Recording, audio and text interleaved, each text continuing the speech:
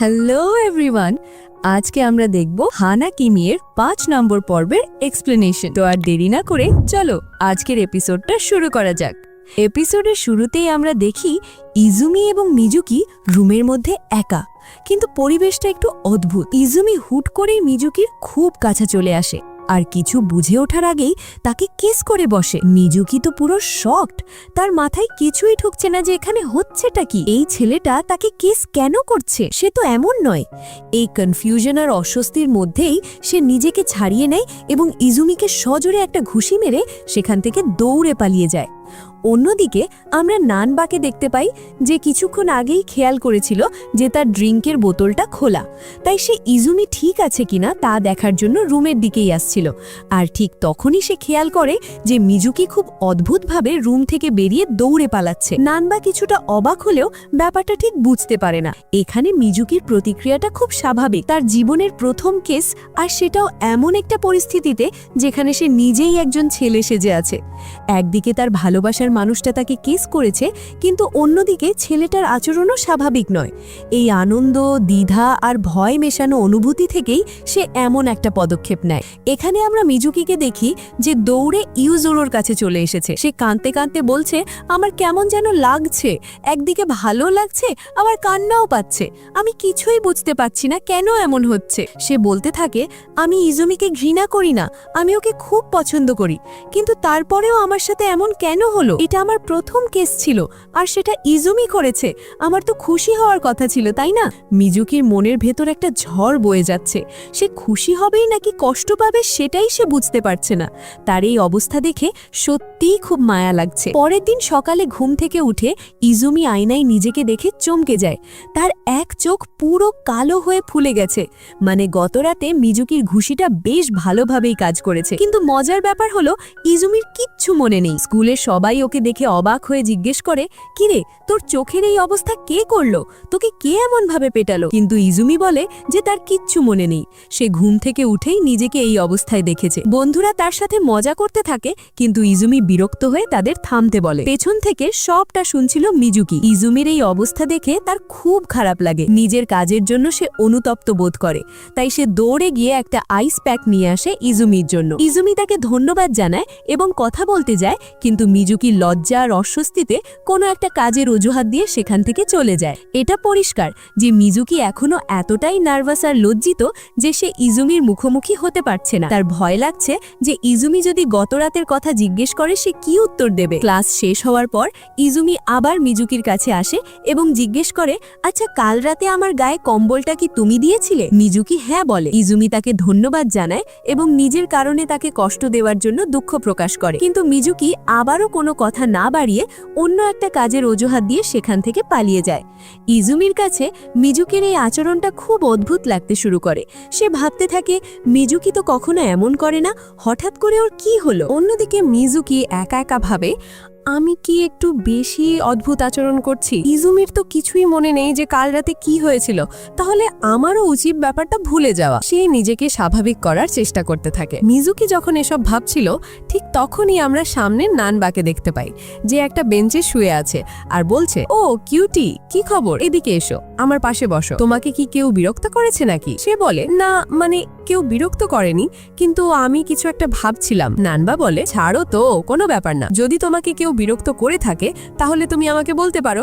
সে বলে, না মানে আমি ঠিক আছি, আমাকে কেউ বিরক্ত করেনি, আর বাই দ্য ওয়ে সে তাকে থ্যাঙ্কসও বলে। নানবা বলে, কোনো ব্যাপার না, যদি তোমার মুড অফ থাকে তাহলে আমি সেটা ঠিক করে দিতে পারি। যাই হোক, সে বলে, আরে না না, আমি মজা করছিলাম, এই সব জিনিস সিরিয়াসলি নেওয়ার দরকার নেই। এখন আমি তোমাকে যে সিরিয়াস কথাটা বলতে যাচ্ছি সেটা একটু মন দিয়ে শোনো। ওয়েল, আশিয়া বলে, ঠিক আছে, যাই হোক, আমাকে তাড়াতাড়ি বলো।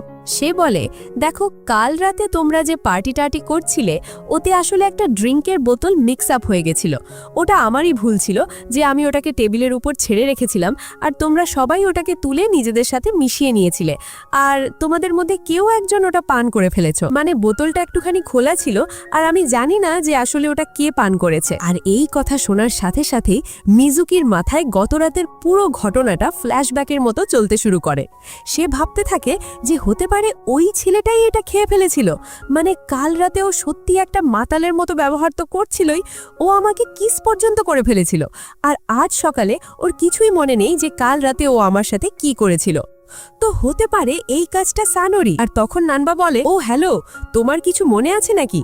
মানে তোমার কোনো আইডিয়া আছে যে এটা কে করে থাকতে পারে? সে বলে, না আমার কোনো আইডিয়া নেই, তবে হ্যাঁ যাই হোক, যদি আমি জানতে পারি তাহলে আমি তোমাকে জানিয়ে দেব। নানবা বলে, ও আচ্ছা, এই নাও, আমার কাছে তোমার জন্য কিছু আছে।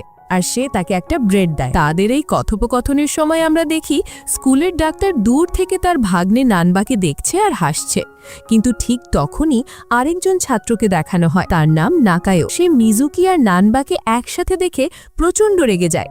তার চোখের চাহনি দেখেই বোঝা যাচ্ছিল যে সে এই ব্যাপারটা একদমই পছন্দ করছে না। সে মনে মনে বলে, মিজুকি, আমি তোমার জীবনটাকে শেষ করে দেব। এই ছেলেটা যে নতুন কোনো সমস্যা তৈরি করতে চলেছে তা স্পষ্ট। পরের দৃশ্যে আমরা মিজুকিকে তার জুতোর লকারের কাছে দেখি। সে লকারটা খোলার সাথে সাথেই ভেতর থেকে এক গাদা পিন বা পেরেক তার পায়ের ওপর এসে পড়ে। সবাই চমকে যায়। লকারের ভেতর থেকে একটা চিঠিও পাওয়া যায়, যেখানে লেখা, তোকে আমি ছাড়বো না, এবং আরেক পাশে লেখা, মরে যা। সবাই বুঝতে পারে যে কেউ ইচ্ছাকৃতভাবে মিজুকিকে ভয় দেখাচ্ছে বা আঘাত করার চেষ্টা করছে। ইজুমি আর নাকাৎসু তাকে সাবধানে থাকতে বলে, কিন্তু মিজুকি সবাইকে শান্ত করে বলে যে এটা হয়তো কেউ মজা করার জন্য করেছে। আসলে সে তার দুর্বলতা দেখাতে চায় না। ট্রেনিংয়ে যাওয়ার সময় নাকাৎসু ইজুমিকে বলে, তোমার কি মনে হয় না যে তুমি আজকাল মিজুকির সাথে একটু বেশি রুডভাবে কথা বলছো? ইজুমি কোনো উত্তর দেয় না। ঠিক তখনই কিছু ছেলে এসে মিজুকির খোঁজ করতে থাকে।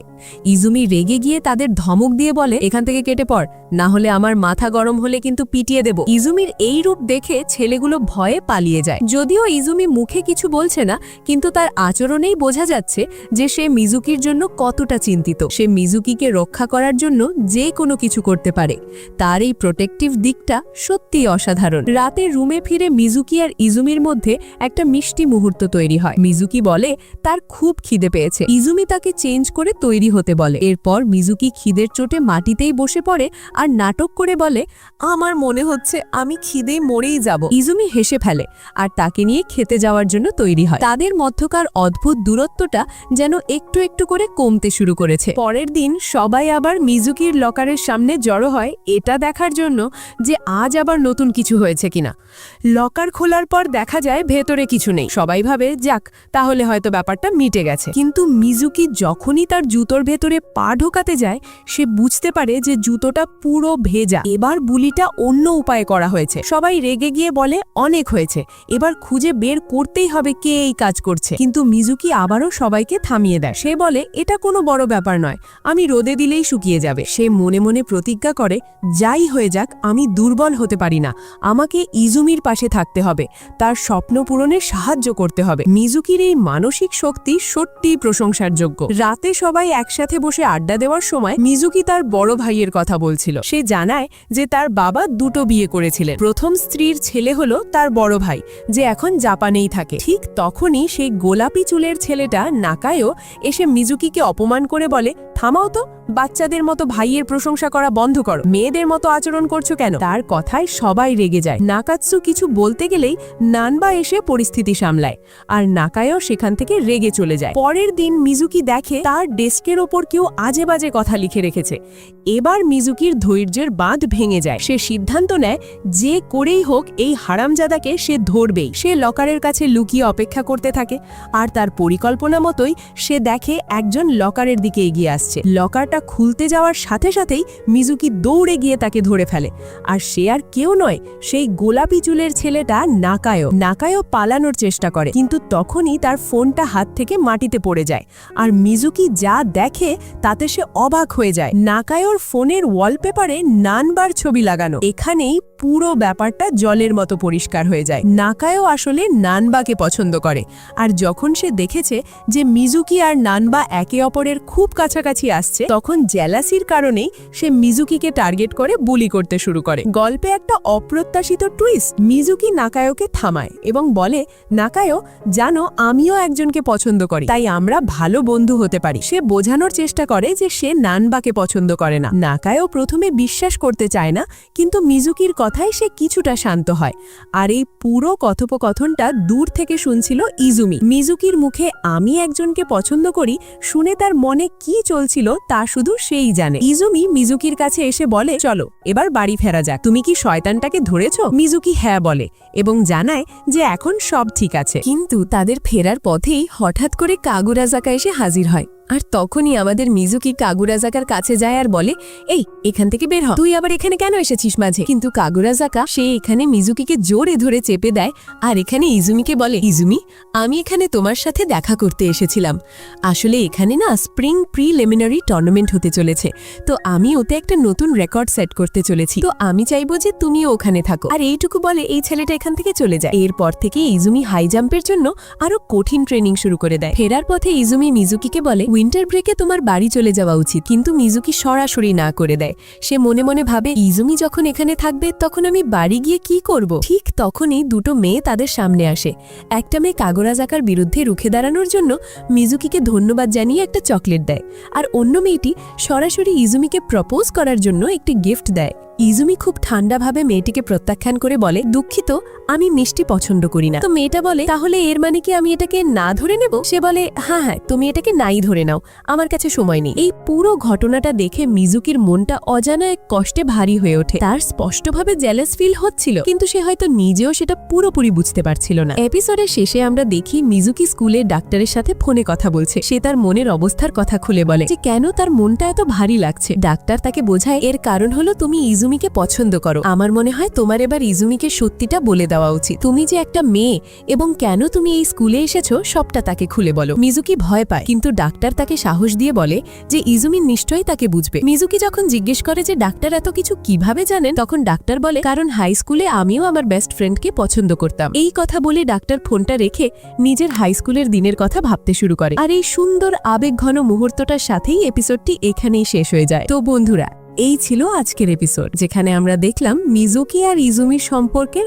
অনেকগুলো নতুন দিক। একদিকে যেমন ভুল বোঝাবুঝি তৈরি হলো, তেমনই আবার সেই ভুল ভাঙল। সাথে নাকাইওর মতো একটা নতুন চরিত্র আর তার পেছনের গল্পও সামনে এলো। আর সব শেষে মিজুকি কি পারবে ডাক্তারের পরামর্শ মেনে ইজুমিকে সব সত্যি বলে দিতে? এই সব প্রশ্নের উত্তর জানতে হলে অপেক্ষা করতে হবে পরের এপিসোডের জন্য। তোমাদের আজকের এপিসোডটা কেমন লাগলো কমেন্ট করে জানাতে একদম ভুলো না। যদি এক্সপ্লেনেশনটা ভালো লেগে থাকে তাহলে একটা লাইক আর চ্যানেলটা সাবস্ক্রাইব করে আমাদের সাপোর্ট করো। দেখা হচ্ছে খুব তাড়াতাড়ি পরের এপিসোডের এক্সপ্লেনেশন নিয়ে। ততক্ষণ পর্যন্ত take care and good bye.